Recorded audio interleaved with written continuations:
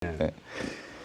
그 범어동에 사무실이 있으신데 범어동 만촌동의 재건축과 재개발에 대해서 향후 계획과 전망을 좀 말씀해 주십시오. 네, 지금 뭐 사실 재개발하고 재건축을 하려고 하면 원자재 가격 상승이나 네. 아니면 인건비 상승 등으로 인해서 추가 분담금에 대한 비중이 이제 엄청나게 부담을 갖고 있잖아요. 네. 그래서 사실 쉽지는 않은데 그래도 범어동하고 만촌동 같은 경우에는 지금까지도 그래왔듯이 다른 지역과 대비해서 계속 이제 재개발, 재건축을 추진하고 있는데 그 이유가 뭐냐면 범어동과 만촌동에 진입을 하려고 하는 분들도 많이 계시고 또 재건축을 하게 되면 그만큼 시세 차익이 있기 때문에 네.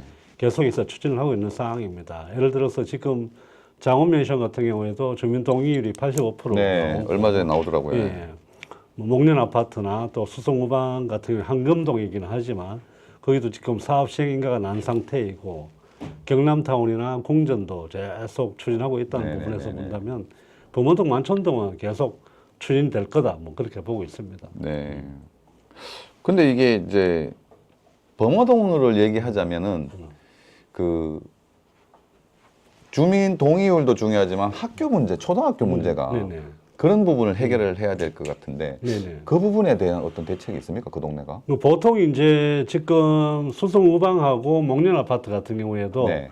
기본적으로 학교 문제 때문에 사업 시행 인가가 잘 나지 않았었는 네네네네. 상태에 있는데 네. 완공되는 시점에 이제 해결하는 걸로 그렇게 이야기가 되는 상태니까 아, 또 지금 아이들이 또 줄고 있는 상황이고 뭐 이런 부분에서 어느 정도 완공되는 시점에 가면 또 이번에 수성우방이는 목련 아파트처럼 네. 완공되는 시점에 해결하려고 하는 방법을 찾지 않을까 그렇게 보고 있습니다. 아, 네. 예. 네.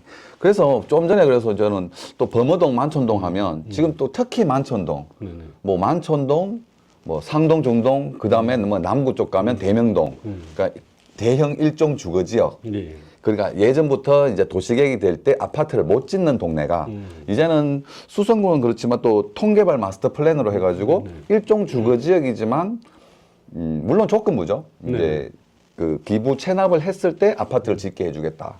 그래가지고 통개발 마스터 플랜이 진행되고 있고 만촌동은 특히나 이제 일종 주거 지역인 만촌동은 이 지금 또 재개발이 진행을 하고 있거든요. 네, 맞아요. 예, 예. 그런 부분들도 있고.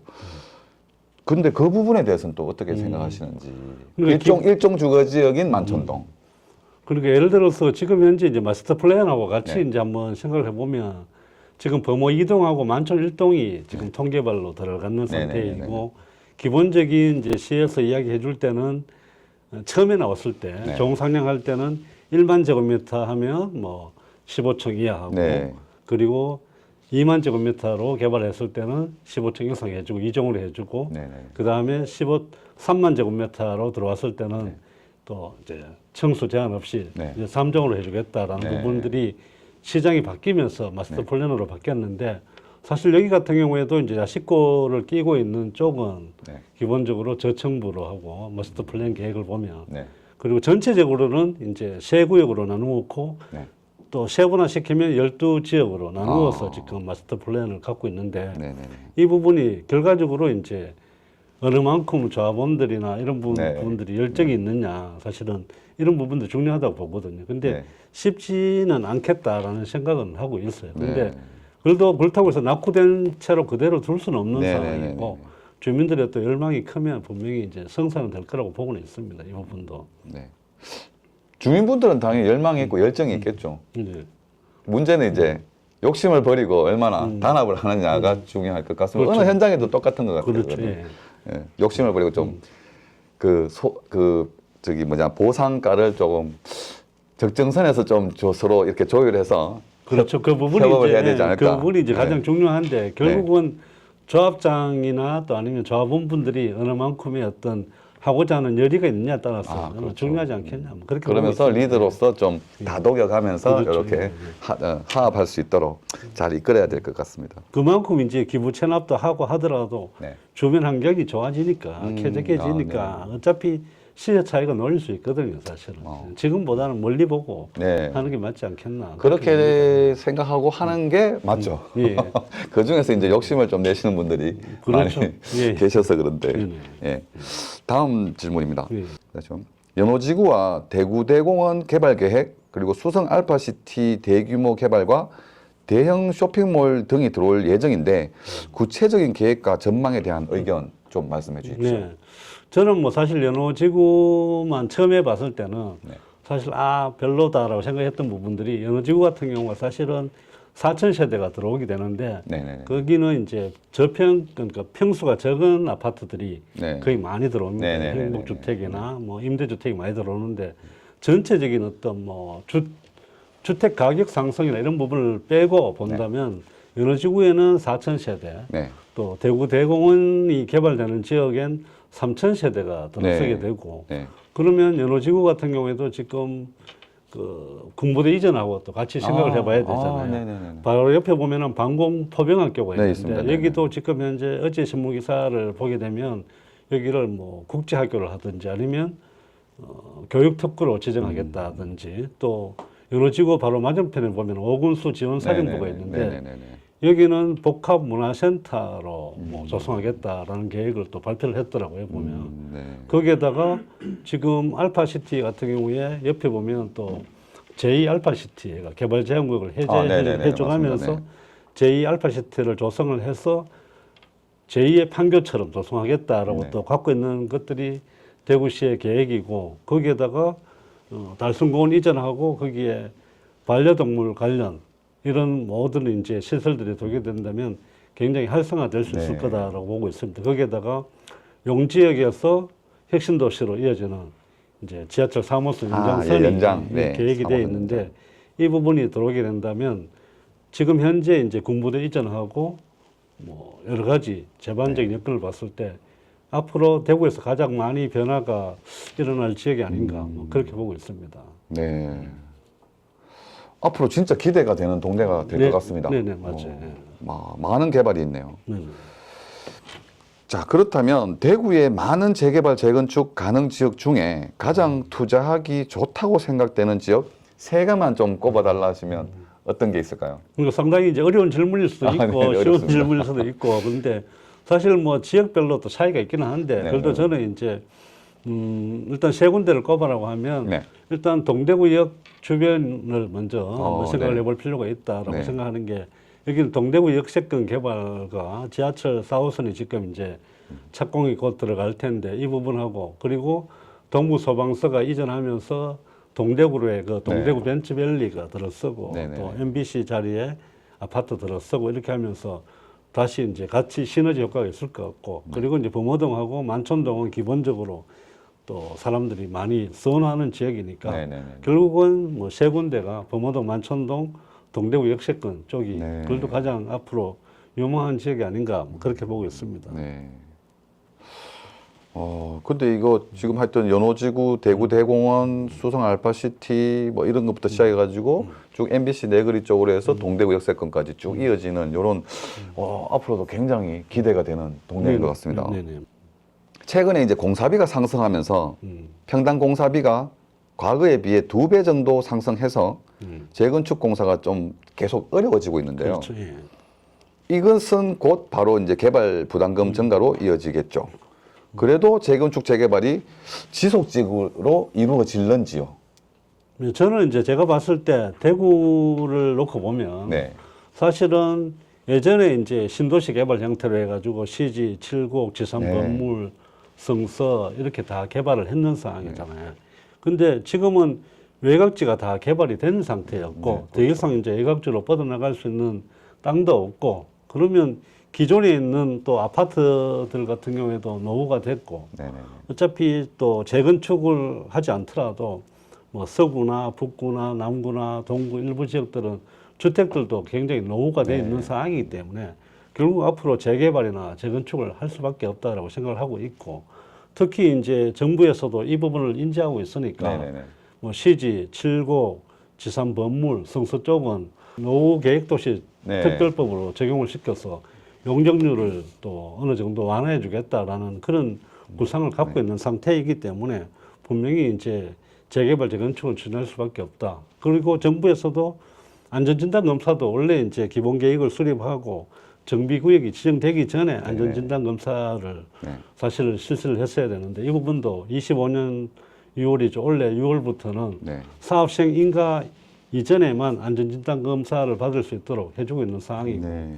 사업시행 인가 들어갈 때 그쪽에 건축심의나 이런 부분들도 이제 통합심의 네. 한꺼번에 받을 수 있도록 네. 그래서 기간을 단축시켜주고 있는 그런 상태이기 때문에 어차피 정부의 의지도 있고 뭐 이런 부분이 있어서 계속 추진이 될 것이다. 근데 시점이 문제가 안 되겠나라는 그런 생각을 합니다. 네. 그리고 또 하나 더 생각해 본다면 그동안 물가 상승률이 굉장히 높았던 상황이잖아요. 네. 예전에 짜장면 가격하고 지금 짜장면 가격은 비교가 안 될 건데 그렇죠. 이 부분도 이제 우리가 집값 상승률을 실질 지수와 명목 지수로 네. 놓고 보면 명목 지수 결국은 물가 상승률을 고려하지 않은 명목 지수로 보면 네.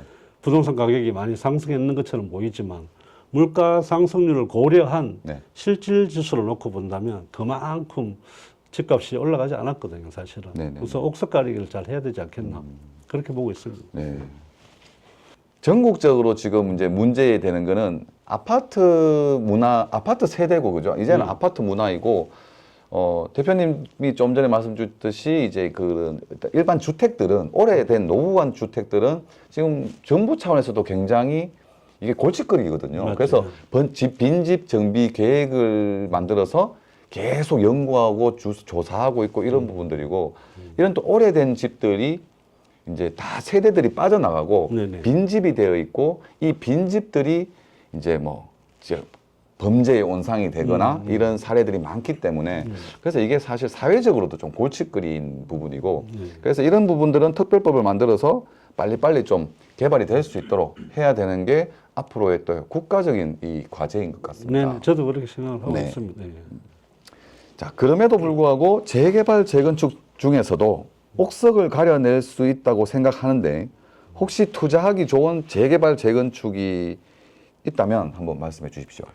그러니까 재개발 재건축이 사실 이제 투자하려면 어렵습니다. 사실 여러 가지 절차도 있고 여러 가지 또 분석해야 되는 부분도 많이 있고 또 조합을 얼마나 믿을 수 있느냐 이런 부분들도 이제 생각을 해봐야 되는데 결과적으로 이제 사업성 분석을 할 수 있어야 되지 않느냐라는 네. 생각을 합니다. 지역도 중요하지만 사업성 분석을 먼저 해야 되는데 세대당 대지 지분이 얼마나 이제 많이 갖고 있는지 그리고 이게 사업성이 나올 건지 이제 용적률이 이제 또 지금 현재 어떻게 적용되어 있는지 이런 부분들을 고려를 해야 되는데 우리가 조합을 설립할 때 보면 창립할 때 보면 책자가 주어집니다. 네네. 여기에 보면 공사비가 이제 나오거든요. 사실은 이 부분을 조합 측에서 이제 퍼센트를 얼마를 잡느냐가 중요한데 정직한 사실은 이제 조합들은 뭐 공사비를 75%를 잡는데 또 조금 덜 정직하다 이런 또 조합들은 네. 이 공사비를 한 85%에 올려놓습니다. 아. 그 이유가 이제 비례율을 높이려고 네. 결국은 이제 계산을 해보면 총 사업비하고 대비해 보면 네. 공사비를 75% 정도 네. 이제 조합 창립 촉자에서 들어가 있는 그런 데가 좀 정직한 재건축 추진하는 조합이다 네. 이렇게 보시고 투자하시는 게 좋지 않겠나 네. 그렇게 보고 있습니다 저는. 아, 창립 총회 때 책자도 좀 자세히 살펴봐라. 네. 그래서 이제 공사비가 얼마나 책정이 되어 있는지 그렇죠. 이것도 굉장히 중요하다. 그렇죠. 여기가 좀 조합이 결과적으로 좀 정직한지 네. 그냥 이제 동의율을 받고 비례율만 높여놓는 건지 이 부분이 네네네네. 이제 옥석 가릴 수 있는 게 되겠죠. 네. 그러니까 그래서, 이제 아까 말씀드렸듯이 공사비 네. 책정해서 비례를 높이려고 공사비를 좀 이제 또 부풀리기도 하고 이런 경우도 생길 수가 있죠. 뭐 사실 이게 이제 일반 분들이 들었을 때는 조금 복잡하고 어려운 부분이 있을 수 있는데 이런 어려운 부분이 있다면 혹시나 이제 대표님한테 연락을 주면 그렇죠. 상세히 설명을 좀 해드릴 네. 수 있겠죠. 네네. 네네네. 자, 다음 질문입니다. 범어동은 학군 때문에 들어오는 경우가 많다고 알고 있습니다. 실제로 그런 분위기가 있는지요? 그리고 요즘 초등학교 들어왔다가 중학교에 다시 나가서 고등학교는 내신을 잘 받는 전략으로 간다는데 정말인지요? 네, 사실 이제 범어동 또 만촌동은 학군 보고 들어오는 경우가 네. 많이 있죠. 기본적으로 이제 우리가 입시를 한번 생각을 해볼 필요가 있는 게 이게 아까 말씀하셨던 것처럼 이제 초등학교 들어왔다가 중학교에 다시 나가느냐 내신 때문에 이 부분도 생각해 볼 필요가 있는데 우리가 대학 입시에서 보면 수시 모집이 있고 정시 모집이 있습니다. 근데 수시 모집할 때 보면 보통 예전에는 뭐 일부 심할 때는 10배수까지 뽑은 적도 있었는데 네.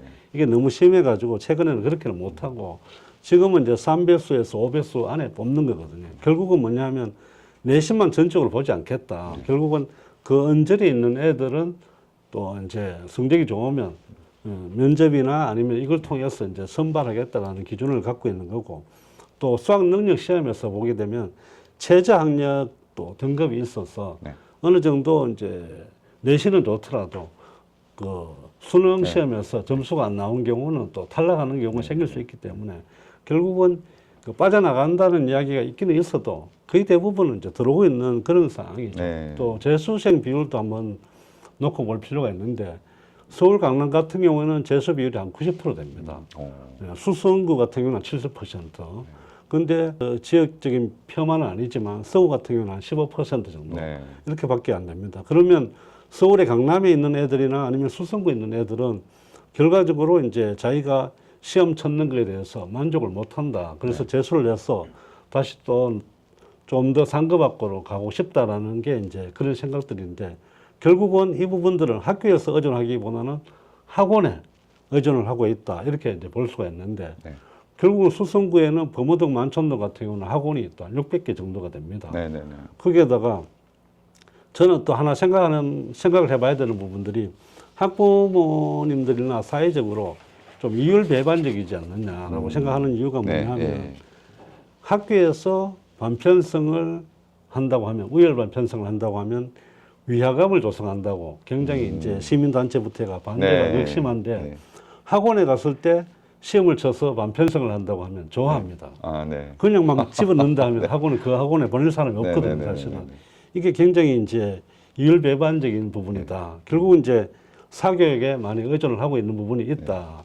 그러니까 수성구의 경신이나 뭐 대구여고든 정하여고든 학교가 좋은 학교가 많이 있지만 학원 안 보내는 부모님이 거의 없을 네. 정도이니까 네, 네, 네. 이제 사교육에 의존하는 게 많다. 그러면 결국은 학군이라는 것이 학교만 있느냐? 그건 학원도 있다라고 이제 저는 보고 있고 또 하나 생각을 해봐야 되는 부분은 요즘은 또 맞벌이 부부들이 굉장히 네. 많습니다. 네. 그러면 학부모들이 중간에 일을 하다가 애를 케어할 수 있도록 왔다 갔다 하지를 못하거든요. 네, 네, 네. 그러면 범어동이나 만촌동에 들어오게 되면 학교도 도보로 갈 수 있고 네. 학원도 다 도보로 갈 수 있기 때문에 그만큼 신경을 안 써도 네. 가능하거든요. 네, 네, 사실은. 맞습니다. 그런 부분들이 다 멀리 있으니까 범어동 만촌동으로 올 수밖에 없다. 그렇게 생각을 하고 있습니다. 네. 뭐 확실히 이제 이 수성 학군으로 들어오시는 분들을 보면 애들 공부를 또 잘해서 오기도 하고 공부 때문에도 오기도 하지만 이제 주위에 이제 인프라든지 주위 친구들을 좀 좋은 친구들이라고 해야 되나요? 좀 공부하는 이런 분위기 때문에 오는 분들도 많이 계신 것 같고요. 또 좀 전에 말씀 주신 것처럼 예전에는 범사만삼 해가지고 이런 범어사동, 만촌, 삼동 얘기가 있었는데 조금 더 서동하는 지역이 된 게 범어사동 같은 경우에는 이제 학교도 학교지만 학원을 잘 다닐 수 있고 맞벌이를 한다 하더라도 이제 애들이 학원 갔다가 집에 왔다가 또 시간 되면 또 학원 가고 이런 부분들이 해결이 많이 되기 때문에 좀 많이 이사 오고 있는 걸로 알고 있거든요. 네네, 맞습니다. 네. 예. 자, 그러면 조금 전에도 그 얘기 나왔었는데 이제 통계발 마스터 플랜에 대해서 계획과 전망에 대해서 한번 말씀해 주십시오. 그러니까 통계월 마스터 플랜은 지금 현재 이제 특히 이제 다른 지역은 빼고 네. 범어 이동하고 저는 이제 또 만촌 일동을 한번 생각을 해보게 되면 네. 결과적으로 그 위치가 또 나름 괜찮은 지역이기 때문에 분명히 이제 시일이 걸리더라도 될 것이다. 그리고 지금 제2작전사령부가 옮기고 나면 경대병원이 또 이전을 할 계획을 갖고 있는 상황이고 이런 상황이니까 결국은 앞에서 또 우리가 이야기를 했었지만 조금만 이제 양보를 하게 되면 분명히 빨리 이제 진척이 되고 어떻게 보면 범어사동이나 뭐 이런 데보다 좀 더 쾌적한 환경에 그런 환경이 조성이 되지 않겠나.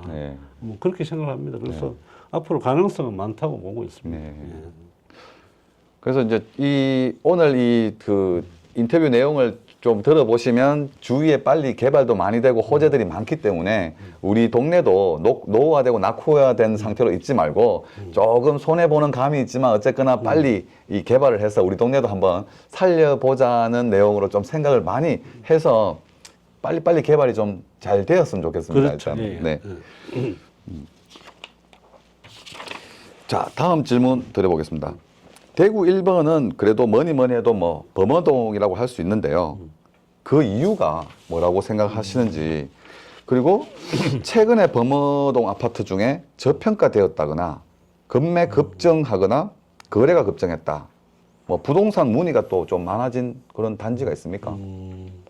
지금 이제 부동산 가격에 사실 영향을 미치는 부분들을 한번 네. 생각을 해볼 필요가 있는데, 부동산 가격에 영향을 미치는 요인은 정부의 부동산 정책, 네. 그리고 금리, 수급 지수 이런 것들을 이제 들을 수가 있습니다. 네. 근데 이 부분을 빼놓고 이제 입지적인 부분만 놓고 본다면, 지방에서 부동산 가격이 올라가는데 가장 중요한 역할이 이제 결과적으로는 좋은 일자리가 있느냐 없느냐, 또 맞습니다. 교통이 좋으냐, 특히 이제 지방은 학군이 좋으냐 이런 부분인데, 좋은 일자리를 놓고 본다면 뭐 범원 애거리, 만촌동 이렇게 놓고 보면 지방법원, 네. 또 법원에다가 검찰청, 거기에다가 수성구청, 네.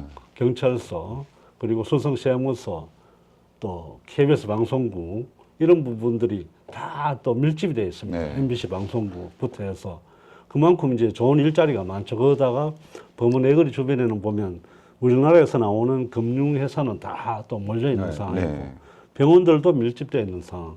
지금 상태에서 또 공부대 만약에 이전하고 되면 더 좋은 일자리들이 네. 또 들어오게 되기 때문에 뭐 그런 부분들에서 또 가장 좋은 지역이고, 교통도 보면 대구에는 이제 지금 현재 지하철이 1호선부터 3호선까지 있는 상황인데, 4호선이 이제 곧 개통을 하려고 착공 준비에 들어가고 있잖아요.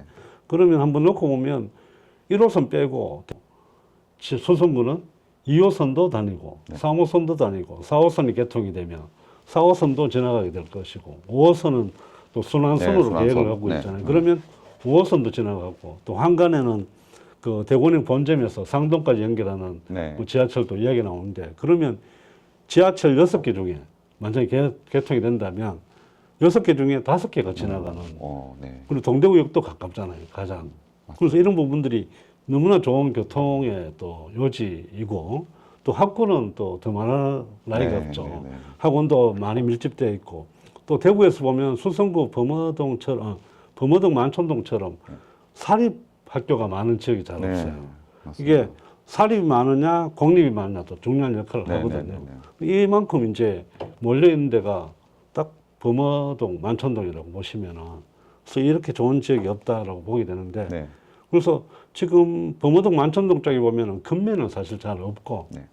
이제 또 금매를 찾는 분들은 예전에 진짜 많았는데 금매는 잘 안 나오고 있는 상황인데, 지금 이제 가장 많이 관심을 받고 있는 지역은 뭐 수성범어 W대에서는 또 많이 문의를 하시는 편이죠. 네. 예, 그리고 또 젊은 층들은 을죽신이라 해가지고 아, 신축 네네네. 위주로 네네네. 찾아가는 편이고, 네. 예전에는 뭐 전세를 얻어가더라도 네. 결과적으로 뭐 대출을, 예전에 이제 우리 세대 같은 경우는 대출이 없이 전세를 얻어갔는데 지금 그렇지 않잖아요. 네. 그러니까 신축 아파트 위주로 대출을 내서라도 전세 얻어가고 뭐 그런 상황이기 때문에 지금 거래가 많이 되는 것은 이제 신축 위주로 네. 그렇게 거래되고 있다고 보시면 될 것 같아요. 네.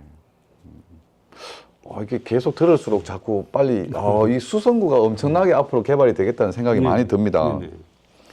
그리고 범어동에 좋은 아파트가 정말 많이 있는데요.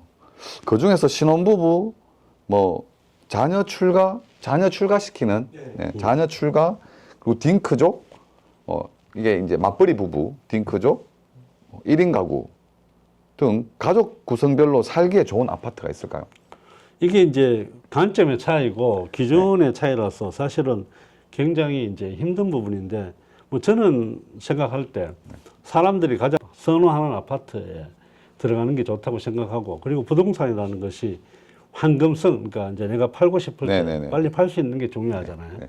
이 부분이 이제 선호하는 지역에 내가 빨리 팔 수 있는 이런 지역에 들어가시는 게 좋겠다. 네. 그런 생각을 합니다. 특정 아파트를 찍기보다는 네. 그런 데를 골라서 가는 게 좋겠다. 네. 그런 생각하고 있습니다. 네. 이 부분을 이제 얘기를 안 할 수 없는데요. 대구 아파트 하면 이제 미분양, 또 전국적으로도 굉장히 심한데, 미분양 문제 당분간 해결이 어려울까요? 아니면 영원할까? 아니면 이걸 해결하기 위해서 대구시에서 해줘야 할 어떤 조치가 있을까? 그리고 뭐 언제쯤 좀 해결이 될는지요? 뭐 제가 생각할 때는 이제 대구시에서 먼저 어떤 걸 해줘야 되느냐라는 부분을 생각했을 때 네. 쉽지 않겠다. 네. 이게 예전처럼 부동산 투자 환경이 그렇지 않기 때문에. 네. 그래서 지금 대구 같은 경우는 25년 1월 말 현재 보면 그 미분양이 8,000세대 네. 정도, 그리고 준공 이후에 미분양이 3,000세대 정도 네, 네, 네, 네, 되는데 네. 사실은 미분양 8,000세대보다는 준공 이후에 미분양이 더 이제 심각한 문제이기는 합니다, 사실은. 네. 근데 미분양을 털어내려고 시공사에서 뭐 할인 분양도 하고 뭐 여러 가지 조건을 주고 있지만 해결이 잘 안 되는데, 이 부분은 결과적으로 이제 부동산 시장 환경이 바뀌었다라고 저는 그렇게 보고 있거든요. 네, 네, 네.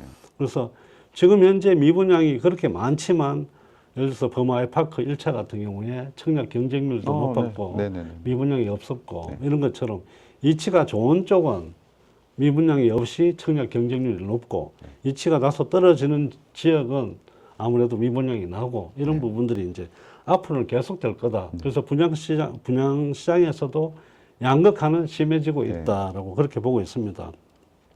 또 하나 대구에 이렇게 미분양이 많아진 것은 한꺼번에 너무 인허가 물량을 풀어놓다 보니까 한꺼번에 너무 이제 대구는 온천지 공사판이라고 할 정도로 너무 공사를 많이 진행을 했었잖아요. 이 부분들이 영향을 미치는데, 그러다 보니까 또 23년도 이때는 또 인허가가 없었어요. 네, 네, 사실은. 네, 그러면 인허가 물량이 없는 시점이 이제 나왔으니까 결국 26년, 27년도 가면서 저는 이제 이 미분양 물건이 해결될 거라고 보는데, 문제는 뭐냐면 그러면서 구축 아파트가 네. 공실이 많이 나올 것이다. 이게 또 오히려 더 심각해질 것 같다는 네, 네. 그런 생각을 하고 있습니다. 근데 참 인구가 좀 늘면 네, 이게 네. 쉽게 해결될 텐데, 그런 부분하고 연관이 지어지게 보면 쉽게 해결될 수 있는 문제는 아니다. 네. 뭐 시에서도 양극화 현상이 일어나는 부분에서 어떻게 뭐 특별히 조치를 해준다고 해서 쉽게 해결되겠나. 네. 투자 심리가 분명히 딱 양극화되어 있는데, 이렇게 생각하고 있습니다. 네. 맞습니다. 물량이 지금은 많지만 그래도 아직 이제 공급 물량이 좀 줄었기 때문에 그렇죠, 예. 뭐 미분양 부분은 이제 해결이 될 것 그렇죠. 같고, 될 수 또 있을 이 것 시점 같아요. 되면 가격도 어느 정도 좀 회복을, 물론 지금 회복한 단계, 그러니까 양극화라서 회복한 단지들은 했지만 지금 조금 빠져 있는 동네들도 단지들도 많죠. 좀 아직까지. 회복하는 시기가 올 것 네. 같습니다. 그렇죠? 네, 네. 네네네. 향후 10년 뒤에 대구에서 가장 살기 좋고 지금 투자하면 수익률이 가장 좋을 것 같은 지역을 한번 추천해 주십시오. 근데 계속 반복되는 이야기인데. 좋은 것을 계속 좀 그러니까 사실 말씀해 이제 범어동 만촌동이라고 저는 생각합니다. 네네네. 며칠 전에도 제가 이제 유튜브에서 수성구 관계되는 유튜브 영상을 올렸었는데, 지금 뭐 어떻게 보면 좋은 거는 수성구에서 사실 다 갖고 오고 있다고 보고 있거든요. 네. 사실은. 그러면 군부대 이전도 마찬가지. 군부대 이전에 가장 혜택을 가장 많이 보는 지역은 네. 결국은 범어동이고 만촌동이다. 그게 경대병원에 오면서 의료 클러스터 만들고 거기에 또 뭐 아파트 들어설 거고, 그리고 여느 지구에 또 새로운 뭐 특구가 형성이 네, 될 네. 거고, 이런 부분들이 또 영향을 미치고, 거기에다가 대공원 그쪽에 개발하면서 보상 금액도 풀릴 네. 거고, 그리고 경산 임당도 지금 많이 개발되고 있는 중이고, 얼마 전에 또 경산에 대형 또 쇼핑몰이 들어온다고 네, 했잖아요. 발표났죠. 거기에 네. 또 그 보상금을 받게 되면 유동성 자금이 또 풀릴 텐데, 이분들이 뭐 다른 지역으로 가지 않거든요. 네네. 보통 이분들은 다 수성구로 또 네. 몰려들게 되고, 결국은 또 수성구에 아파트 투자하려고 할 거고, 네. 이런 현상이 계속 일어날 것 같아요. 그래서 수익률도 아마 범어동과 만촌동 쪽이 가장 네. 높지 않을까, 뭐 그렇게 보고 있습니다. 그 전반적으로 전부 다 이제 일반적으로 봤을 때는 지금 얼어붙어 있다. 그 다음에 경기가 너무 안 좋다. 뭐 이런 얘기들도 많이 들립니다만, 또 한편으로는 이런저런 호재들이 있고 개발이 계속 되므로 해가지고 유동 이게 돈이 좀 풀리고 쉽게 해서 돈이 풀리고 이런 부분들은 또 경제적으로도 많은 작용을 할 것 같고 결국에는 이제 부동산 시장 쪽으로 이런 유동 자금들이 움직일 가능성이 많겠죠. 네네, 그렇죠. 예. 자, 그러면 다음 질문입니다. 2025년 대구 부동산 전망에 대해서 말씀 좀 해주십시오. 정치적 발언은 안 하셔도 됩니다. 네네. 네. 그 사실 지금은 굉장히 정치적인 부분이 좀 불안정한 상황이잖아요. 네. 그런데 이게 이제 정치적인 상황이 불안정하다고 해서 부동산 가격이 지금 이제 뭐 경기가 안 좋다 이렇게 보기에는 좀 저는 안 맞다라고 생각하는 부분이 결국은 부동산 정치가 안정이 된다고 해서 그러면 부동산 시장이 갑자기 훨씬 좋아질 것이냐 그렇게는 보고 있지 않거든요. 이게 왜냐하면 전반적인 우리가 경기를 한번 살펴봐야 되는데 네네. 경기도 내수 경기하고 또 수출 경기로 나누어서 볼 필요가 있습니다. 근데 내수 경기는 뭐 사실 지금 신문지상에 보면 코로나 때보다 더 못하다라는 이야기도 많이 나오고 있는데 그나마 내수 경기가 안 좋았지만 또 수출 경기는 괜찮았었거든요. 네. 근데 수출 경기가 괜찮았는데 지금 미국의 또 트럼프 대통령이 당선이 되면서 관세를 또 매기기 시작하니까 네네네. 수출 경기도 지금 안 좋아지고 있는 그런 상황이 이제 발생을 했는 네네네. 상황인데 부동산인 것도 큰 틀에서 보면 경제의 일부분인데 네네네. 이걸 이제 벗어나서 이야기할 수가 없는데 그럼 부동산의 어떤 흐름도 보면 정부 정책하고 금융으로 또 나누어 볼 수 있어요. 이게 정부 정책은 뭐 다음 어떤 정부가 들어설지는 모르겠지만 네. 결과적으로 다주택자에 대한 규제는 계속될 것 같다라는 그런 생각도 들고 있고 그러면 다주택자들이 이제 투자를 하기에는 굉장히 이제 좋지 않은 환경이다라고 보면 되고 또 금융적인 부분도 놓고 본다면 결과적으로 지금 대출을 우리가 받으려고 하면 소득이 높고 네. 경제력이 좋은 사람은 저금리에 대출을 많이 해주고 네네네. 또 소득이 낮고 경제력이 떨어지는 사람은 대출도 조금 해주든지 안 해주든지 네네네. 금리도 높고 금리 이렇게 높습니다. 양극화가 네. 일어나고 있거든요. 결국 돈 있는 사람들이 투자하기는 훨씬 더 좋은 여건이고 네. 또 돈이 없는 사람들은 투자하기가 나쁜 환경이 이루어지고 있잖아요. 사실은 서울 같은 경우도 보면 지금 뭐 30억, 70억 하는 건물들은 네. 또 매매도 되고 가격도 많이 올라가고 이런 부분들이 일어나고 있는 상태니까 거기에다가 지금 전세 사기나 이런 것 때문에 네. 또 미분양도 많고 이런 영향도 있겠지만 매매 가격하고 전세 가격 차이가 굉장히 많이 나고 있어요. 그러면 갭 투자를 하려고 해도 네. 차이가 너무 많이 나니까 들어올 수 있는 환경이 안 되거든요. 투자자들이.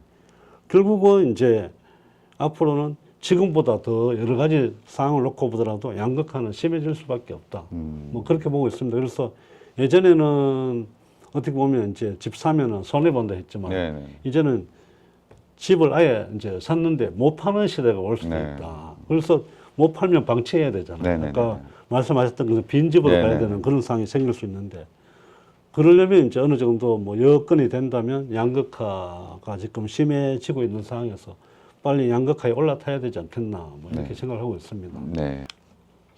일단 예전에는 뭐 대출 부분이 좀 문제인 것 같아요. 네, 일단 맞죠. 그러니까 문제라기보다는 예전에는 이제 일반적인 개념에서 일반적으로 시각적으로 보면은 이제 자, 내 집 1억짜리인데 그러면 대출 얼마 해줄 거냐? 60% 해줍니다, 70% 해줍니다. 이랬으면 됐는데 근데 내 집을 담보 잡아가지고 돈 빌렸는데 지금은 그게 이제 LTV적인 생각인 거고 네, 그 다음에 DSR을 보니까 DTI는 당신 소득이 이제 얼마 정도 되는데 이제 소득에 맞춰서 이제 대출을 해줬었던 부분이 있는데 지금 DSR이라는 거는 총 부채를 보는 거죠. 이 아파트뿐만 아니라 다른 부채까지 계산을 해서 당신 소득과 이 부채와 확인해가지고 감당할 수 있느냐 없느냐까지 다 보니까 대출 규제가 굉장히 좀 어려워졌고 심해졌죠. 예. 대출이 쉽지 않다. 어제 같은 경우에도 이제 저희 손님이 한 분이 전화 오셨는데 네.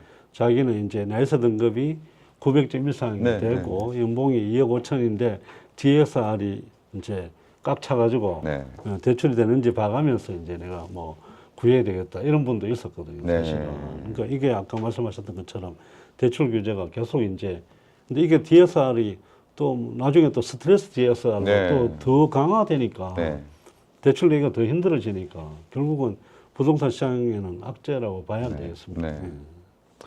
그래서 이제 7월 달부터 이제 스트레스 DSR이라 해가지고 DSRS도 더 강화시킨 대책이 그렇죠. 시행이 되는 거고. 근데 요즘 한편으로는 또 조금씩 얘기 나오는 게 지방 미분양 아파트를 또 사게 되면 거기에서 조금 이제 대출 내서 조금 규제를 완화 조금 시켜주는 방향도 조금 나오는 것 같습니다. 그런 분위기인 것 같고, 하여튼 대출 부분은 조금 해결이 되어야 그렇죠. 예, 그게 해결돼야 이게 지금 뭔가 맞아. 예, 예, 예. 숨통이 부동산 트이는 시장을 거죠. 예, 조금은 숨통이 트여질 것 같습니다. 그리고 요즘 굉장히 민감한 부분입니다. 이게 뭐 요즘 이제 대통령 탄핵 때문에 지금 굉장히 시끄러운 전국인데, 그리고 이게 이제 탄핵이 어떻게 될 거라고 생각하시는지, 그 다음에 뭐 탄핵 기각, 인용, 또 조기 대선이 있었을 때 민주당 대선, 또 조기 대선 때 뭐 국민의힘이 당선 등 뭐 여러 가지 시나리오가 나오는 시점인데요. 확률적으로 봤을 때 이제 저희는 이제 부동산 이야기를 하는 거니까 정권은 어떻게 되고를 떠나가지고 일단 거기에 맞춰서 이제 그 부동산 시장이 어떤 영향을 미칠 것인지 그 부분에 대해서 좀 얘기 좀 해주십시오. 저는 이제 기본적으로 탄핵은 뭐 인용되지 않겠냐 뭐 그런 생각은 하고 있는데, 그러면 이제 그 이후에 부동산 시장이 어떻게 될 것인지를 생각을 해봐야 되는데, 그러면 지금 현재 가장 이제 강력한 대권 후보가 네. 예전에 이제 대통령 출마했을 때 공약을 어떻게 이제 냈는지를 살펴볼 네네. 필요가 네네. 있는 상황이잖아요, 네네. 사실은. 근데 그때 나온 공약들을 또 뭐 계속 또 나온다는 보장이 있는 건 아니겠지만 네네네. 또 요즘 최근에 와서 또 뭐 바뀌기도 하고 하니까. 근데 그때 예전에 나왔던 공약들을 놓고 본다면 오히려 이제 시장이 더 안 좋은 쪽으로 흘러갈 가능성이 많다. 뭐 예를 들어서 최근에 뭐 단적인 예가 계약갱신 청구권 같은 경우에 뭐 무제한 사용하도록 하겠다라는 이상한 법률을 뭐 법안 발의하려 했었죠. 예, 발의한 사람도 있었는 상황인데, 이것처럼 그쪽이 만약에 이제 정권을 잡았을 때는 이렇게 규제 쪽이 좀 심하게 들어오지 않겠나. 그래서 예전에 뭐 정책 공약과 또 달라지는 부분이 있기를 바랄 뿐입니다. 네. 그대로 만약에 지금 현재까지의 어떤 분위기로 진행이 되면 또 경기는 더 안 좋아질 것 같다. 그런 생각을 하고 있습니다. 그렇죠. 근데 이제 또 아이러니하게도 그런 복지 정책을 많이 푸는 정권일수록 부동산 가격은 폭등을 한 적이 많았고. 그렇죠. 유동성 그래서 자금 때문에. 예. 그래서 이제 부자 정세라든지 어떤 그런 정책은 당연히 펼치겠지만 또 서민들을 위한 어떤 정책을 함으로 해가지고 이 자금, 현금 유동이 좀 풀리게 되면 그게 결과적으로는 집값을 또 들어 올리는 그런 현상이 계속 일어났었던 거는 뭐 지난 이런 흐름을 봐도 그런 내용들이 좀 있거든요.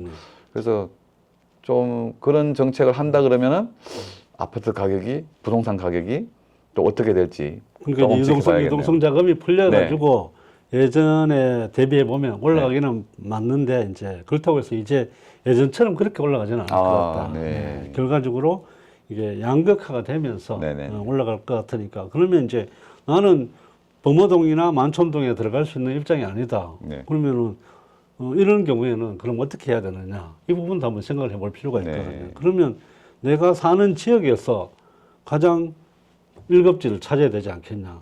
그래서 그쪽에서 일급지를 찾고 그쪽에서 가장 좋은 단지, 가장 노약동, 노약층을 찾아가는 것이 앞으로의 어떤 뭐 부동산 투자에 좋은 방법이 아니겠나.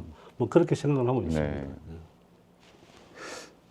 근데 이제 지금 시점에서 또 조금 걱정은 되는 건, 사실 이게 이제 모든 정책을 다 가지고 원래는 물가 상승률 이상으로 이제 부동산 가격이나 실물 자산들이 좀 올라줬었어야 되는데 정책을 가지고 지금 억지로 누르고 있는 그런 형상이거든요. 지금 그렇죠.